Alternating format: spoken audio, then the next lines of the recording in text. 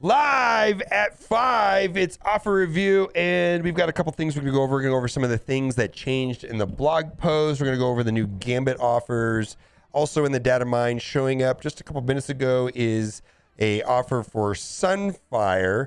So we're expecting patch to drop on Tuesday, and then on Tuesday when the patch goes live, typically they have a new character available. So that's what we're expecting on Tuesday. Then big controversy about this. When I was shooting my blog post video, it showed a Mega Red coming on the 14th.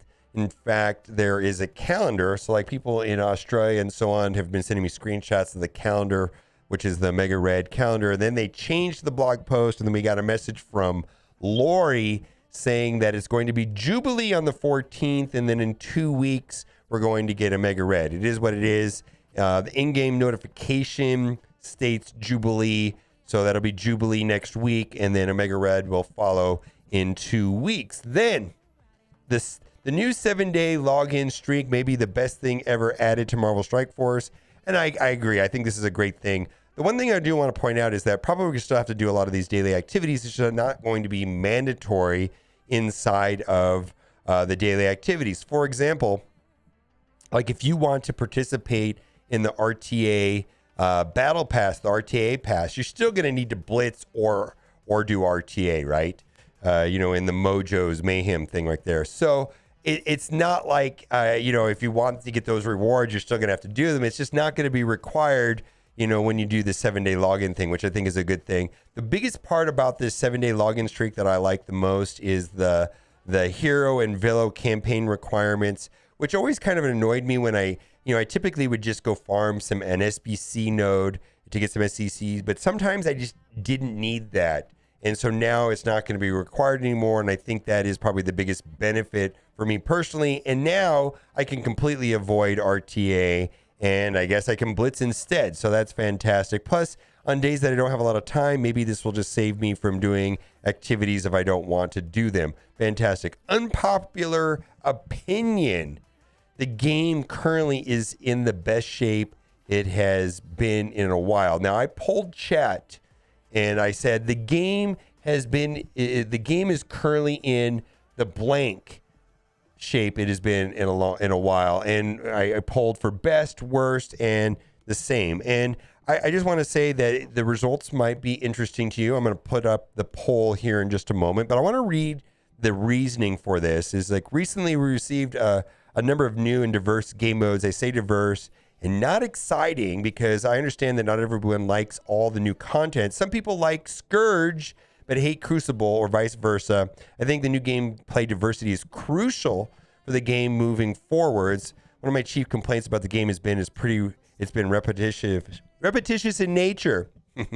I feel like for a long time, we just did the same daily grind of Blitz, Raid, Arena War, and it was getting stale. But with Cosmic Crucible, Scourge, new raids, and Tower Mode has been given a lot of new ways to play the game, and I, for one, love it. And so I polled chat here in Twitch, which is not a super scientific, and most people felt that it was the same as it always been, and then a quarter of people said it's the best, and then another quarter said the worst.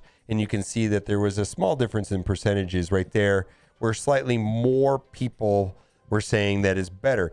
I feel like a good example of this, and maybe like my takeaway on this, is that if we look at the Morgan Le Fay Scourge event, in concept, it was a pretty good idea. Like there was these Scourges, we're going to play in this event, blah, blah, blah. And at the end of the day, the Morgan Le Fay event, which was a legendary event, more players unlocked Morgan Le Fay than a normal legendary event. So like if you look at like a Mega Red, how many people unlocked a Mega Red the first time around versus how many people unlocked Morgan Le Fay? But the problem was the execution. Leaderboard problems, hacking problems, Scourge is not working right, unnecessary bugs, changing the event. Was the event fair? So I feel like there was a lot of controversy around that event, even though the idea was good and a lot of people were able to get Morgan Le Fay early. Rather, they were actually able to get her, which I think is a good thing. So I do feel like the game is definitely gone in a better direction. Like, for example, the Thanos Giving event, last November, I feel was just absolutely atrocious. The events, even though they're more time consuming, and it feels like we have a lot of screen time, which I wish they would scale back a little bit, some of the screen time. But I do like that we're getting new events and we're getting new things to do. So I can see the good and the bad. Also, big announcement yesterday on the community manager. So we're getting a new community manager. Cerebro is moving up. He's still going to be around. And then there's Lori, and now we're going to have Archangel, community manager Archangel. Now, the good news about community manager Archangel is that he is a player of the game. He was an alliance leader, very invested in the game. In fact, the word on the street is that he found out about the job opening from watching Offer Review. He saw me talk about community manager opening. He applied for the position, got it. So he's a good player. The point is this, and I kind of mentioned yesterday, is I think that's good to have a player, just like Pimp Toxie and Ty J, the Marvel Strike Force, the MSF.GG guys now work for Scopely. It's good to have people that are players first, and then now they work for the company. But how effective is that going to be? And I feel like this right here is kind of sums up my feeling about this. The community manager's purpose is to disclose to us what the devs and product managers allow them to discuss. It's also listen to our concerns, understand them, communicate them back to the devs and the suits. Beyond that, the community manager has real no sway in business decisions. I always felt like Cerebro did to a certain degree, more so than other community managers that I've worked with in the past. But we'll see how this plays out. Yet our community and many other gaming communities essentially treat community like they're solely responsible for all the problems with the game. Well, here's the thing, is they are the face of the game. So it is what it is. I'm optimistic that things going forward will be good, and this will be a good experience, but we will see if he's able to implement and change things when there's actually problems that are no-brainers and need to be fixed. So we will see, and we will see. I'm not really sure. Also, where is Agatha at? Agatha is nowhere to be found, and I expect this to be ongoing. I feel like this is the same type of thing that happened with Cull in Black Order. Same thing that happened with Moondragon inside of Infinity Watch. Scopely loves to create artificial scarcity, and they usually do that with one team member on every team. Even if you look at like Web Warriors, they do it with Scarlet Spider. So I'm not expecting Agatha to show up anywhere.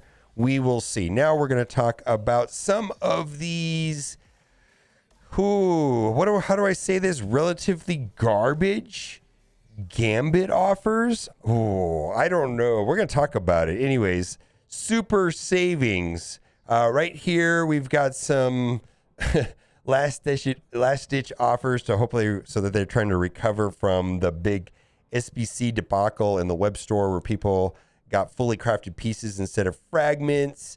So for me, I noticed that I've blown through a lot of my SBCs, or it's not that I've blown through the SBCs, but I'm running into other bottlenecks. So it is what it is. I don't think this is a great deal, but it is what it is.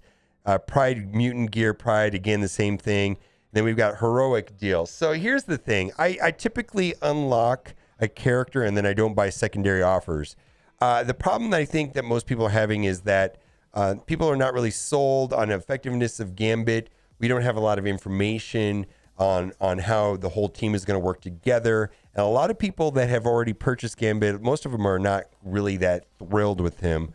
And the problem is that this is literally 45 shards for $40, and they're trying to bundle it all with all of that. So typically they have offers for like $29, $30 for 50 shards, or they have $35 for 50 shards. It's just that they're trying to sell us some other stuff that may or may not be worth it to you.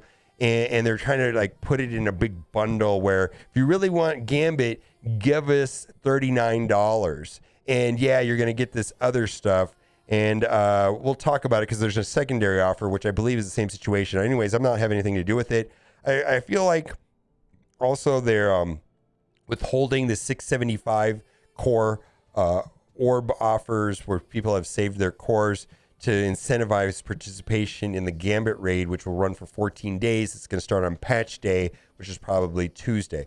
Okay, what is this offer for? Now, there's two offers. One offer is going to be in my free-to-play account for $20 for 100 shards. This one right here is $49 for 180 shards, but this one right here has Taskmaster instead of Korath. So the idea with Taskmaster is that Taskmaster leads up a defensive war team along with these two and maybe like Silver Surfer and some other member, maybe Korath or Ultimus. It is what it is.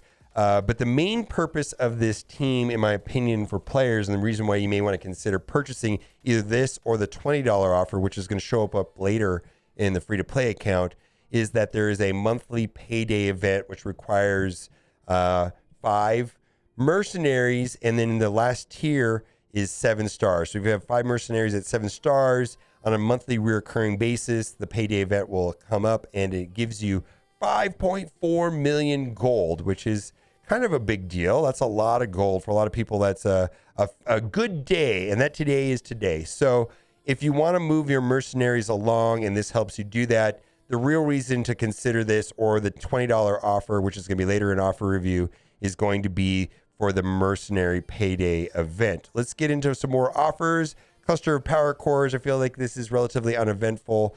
Normally $3 equates to $2.25. So this is in fact a 10% discount.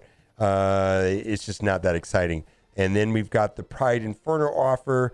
This is a step-up offer so that if you buy this, it will grant you additional offers for another daily deal. So if you buy the first one, then you get the second one and the third one and so on. So it's unknown what they are. If you purchase this, you'll probably have to restart your game to see the secondary offer. I'm not interested in that. And then here is another offer, $59. My goodness. And you can buy this 3 times. $55. Dude, I thought the $30 offers for 50 character shards were outrageous. I mean, but you're getting all this other stuff. Yeah, in Scopely math, that's worth like $20. And, that's worth like $1.50 each. And those are worth $1.50 each. But still, I just think this is outrageous. I just don't get it. I don't like it. And I feel like most people are that they're not really thrilled with Gambit. And 2, this is outrageous. This is absolutely outrageous. And I believe this is just to incentivize participation in the Gambit raid, which is going to have a secondary way of monetizing it because they're going to definitely sell us, those special raid heal packs and raid refreshes that where you can't use like the normal ones. I'm certain of it. They even made mention of those pieces and new currency, if you will, inside of the blog post. So I'm not involved with that. And then also, we're going to kind of skip past all of these offers that have, like this is the Dazzler Orb, which is used for the month-long Dazzler event. I'm not just going to be doing that just to finish that event. And I don't feel like there's a lot else here to talk about here on this screen. So I'm just going to scroll past all of this. Nothing here seems very eventful at all. And there is no one core offer for today. We're going to go over to the free-to-play account. We're going to look at that secondary mercenary offer, which is worth considering. And that offer there is for $20. And the problem with this offer, the difference in this offer is that it's 100 character shards and it's $20 and it has Korath instead of Taskmaster. Taskmaster is a better character, but this is a secondary way of moving your roster forward if you want to participate in the monthly payday event. And the reason why I want to do that is that once you get it finished and you get 5 of these mercenaries at 7 stars, the payout on a monthly basis is 5.4 million gold a month. All right, let me know what you think in the comment section. And as always, thanks for watching. Keep on gaming.